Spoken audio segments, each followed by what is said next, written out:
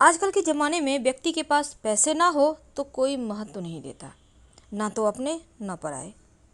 पैसा ना हो तो कोई बैठने को भी नहीं कहता, ना ही सीधे मुंह से बात करता है। और ये कटु सत्य है, ये सिर्फ आपके हमारे साथ नहीं, हर किसी के साथ होता है। तो धन के बिना कुछ मिलता भी नहीं, ये भी सच है। आप कितने भी ईमानदार हो, ईमानदार होना अच्छी बात है, लेकिन अगर आपके पास अपना बैलेंस नहीं है तो फिर आपको लगेगा दुनिया बेईमान है। ऐसा होता है।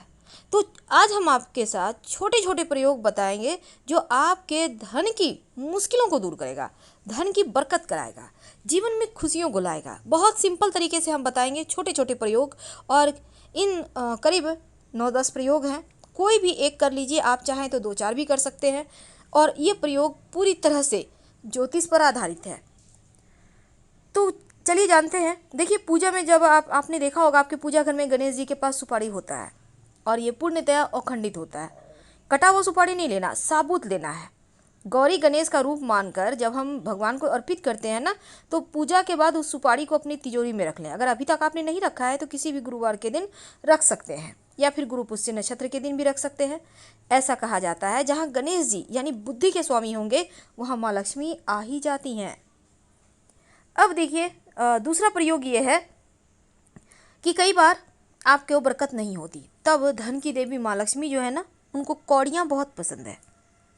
कौड़ी जो होता है बहुत पसंद है। अब इन कौड़ी का एक छोटा सा प्रयोग करें। एक लाल या पीले रंग का कपड़ा ले लें या गुलाबी रंग का ले लें, जो भी आपके पास है। इसमें 5 कौड़ी रखें, थोड़ा सा केसर डाल दें, 2-4 पंखुड़ी, ज़्यादा नहीं। एक सिक्का रख दें, अगर चांदी का है तो अच्छी बात, नहीं तो सिंपल जो सिक्का होता है 1 रुपया 5 रुपये का रख दें। और इसको माँ लक्ष्मी के सामने रख कर धूप दीप दिखाइए और एक हल्दी की गांठ रखिए, और फिर आप धन के स्थान पर रख दें, बरकत बढ़ जाएगी। अब देखिए, एक छोटा सा प्रयोग और है। ये प्रयोग आप किसी भी शनिवार के दिन कर सकते हैं। वैसे भी शनिवार के दिन किया गया प्रयोग या फिर मंगलवार के दिन भी कर सकते हैं। ये कभी खाली नहीं जाता, इसीलिए लोग इन 2 दिनों में ज़्यादा टोने टोटके करते हैं, सीखने के ख्याल से या फिर परेशान करने के ख्याल से।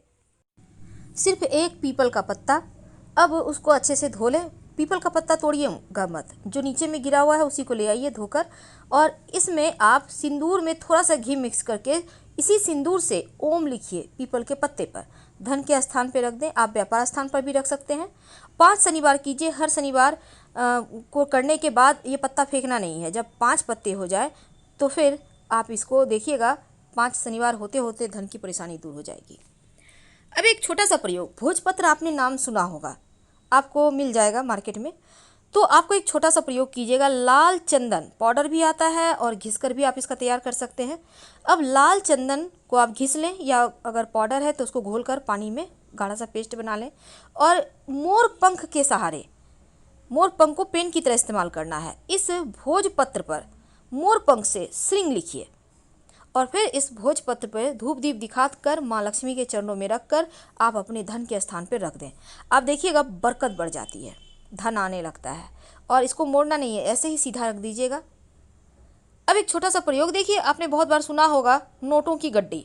तो नोटों की गड्डी 10 का भी हो सकता है, 20 का भी हो सकता है, 50 का भी हो सकता है, आपके पास जो है वही रखिए, लेकिन नया नोट की गड्डी होना चाहिए। और उसके साथ आप तांबे का सिक्का भी रख सकते हैं। ऐसा करने से क्या होता है ना, धन की बरकत बनी रहती है, धन आता रहता है। एक अंत में देखिए, एक छोटा सा प्रयोग, बहेड़ा। बहेड़ा आपने सुना होगा, ये अक्सर आपको रोड साइड मिल जाएगा ये पेड़।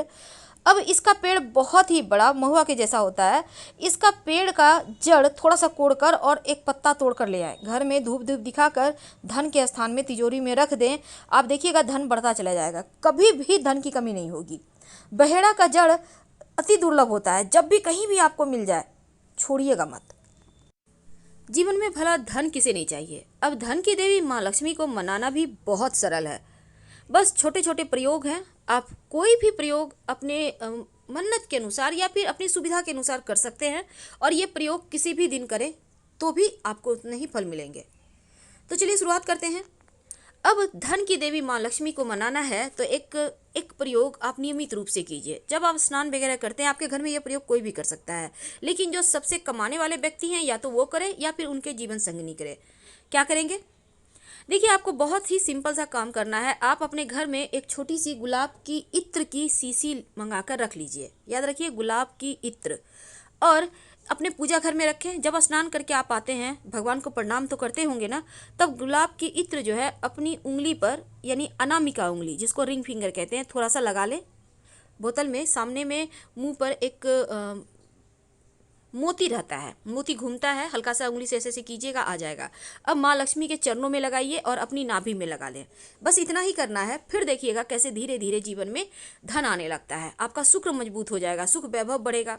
दूसरा प्रयोग है गाय। आपके दरवाजे पर गाय तो जरूर आती होगी। अब गाय आती है, नहीं आती है तो कोई बात नहीं, आप रविवार के रविवार एक छोटा सा काम करना शुरू कर दीजिए। गाय को रोटी पर गुड़ रखकर खिलाइए। याद रखिए, रोटी पर थोड़ा सा गुड़ रखकर खिलाए। रोटी पहला हो तो अच्छा होगा, नहीं तो कोई भी रोटी ले सकते हैं। रोटी ना हो तो ब्रेड भी ले सकते हैं। तो उस पर आप गुड़ रखकर अपने हाथों से खिलाइए। इससे भी आपके भाग्य के जो सितारे गर्दिश में हैं वो एक बार फिर से सही तरीके से आगे बढ़ जाते हैं। तीसरा उपाय है, पीपल के वृक्ष में जब आप जल अर्पित करते हैं, अर्पित तो करते ही होंगे, तो जब शनिवार के दिन आप अर्पित करें तो एक छोटा सा प्रयोग करें। वैसे शुक्रवार के दिन भी अर्पित कर सकते हैं। इस विधि से आप क्या करेंगे, एक लोटा जल ले लें।